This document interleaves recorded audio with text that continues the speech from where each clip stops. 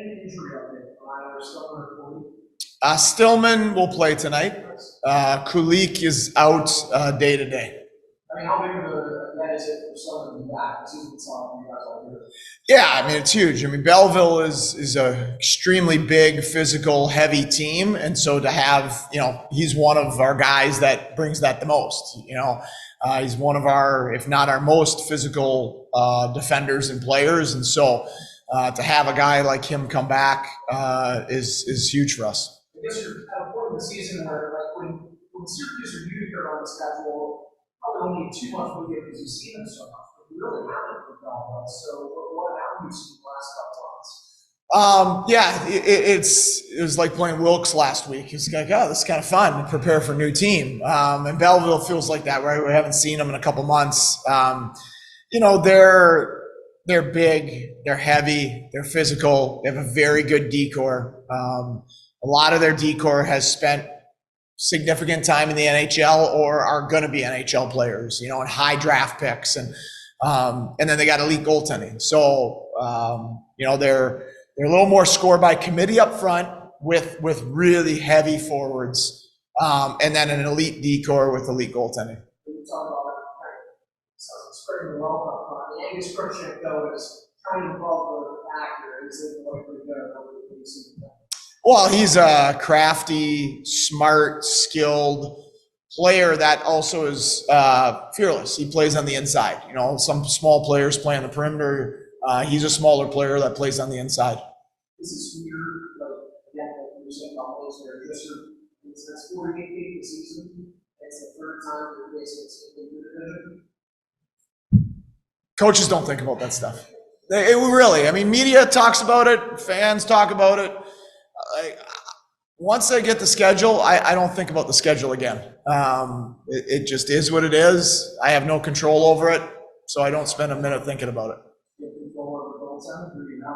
Levi will play tonight. Is he, watching his workload, he's played, I think that's what that means, 7 of the last 8 for you guys that he'll start. How do you manage your guys' workload, especially at that age?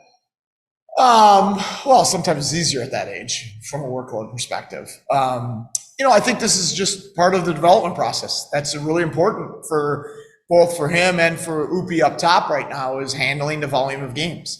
And how do you take care of yourself after a game, in the off day, mentally, physically, the things you need to do to get yourself in the position to be sharp again the next game. So, he's had plenty of rest along the way as well. And this is just a great challenge for him to play a really good game on Monday afternoon, get back here Monday evening, take care of the body on Tuesday, get the mind refreshed, and get back and ready to go again tonight. Obviously, his goal is to be in the NHL, but for 10 games, he has a 930 save percentage here. How elite is he at least the American hockey? Well, he's an elite goaltender, and it's just a matter of time for him when he's going to be back there. But almost all prospects and almost every goalie, what he's going through right now needs to be gone through. It's just really healthy for players to play in the American League and to go through the grind of it and have that burden of expectation as a go-to guy, as the number one, as a goal scorer, as the top defenseman, whatever that is. And so for Devin right now, these are just great experiences. And what I've really loved about him is that he's fully embraced being an Amherst. And those are things we talk about. Like, Cooley and Rosie do that as young prospects.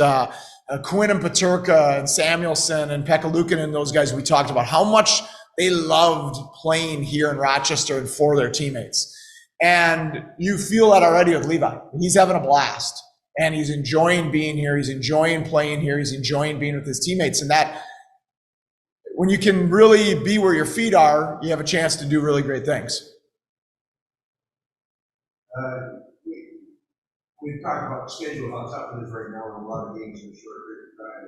Actually, it's worked out almost perfect for your goaltending situation. That we said a game and a day, the rest of the game.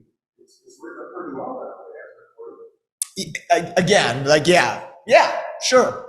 But I don't make the schedule. So however the schedule is, I coach off that. No, I'm just saying that it's. Yeah, it's convenient the way it's worked out here. sure. Yeah. Okay. Yeah. So I don't, no further questions, Robert. Okay. Last 2 weeks, it's been probably a bit more focused with that, how much your needs to rise for offense. What's the last part of it? Like, he's driving kind of offense and also the defense.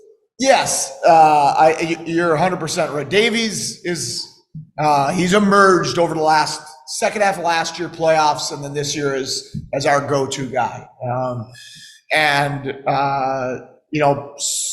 Sunday against Utica, he had a tougher game.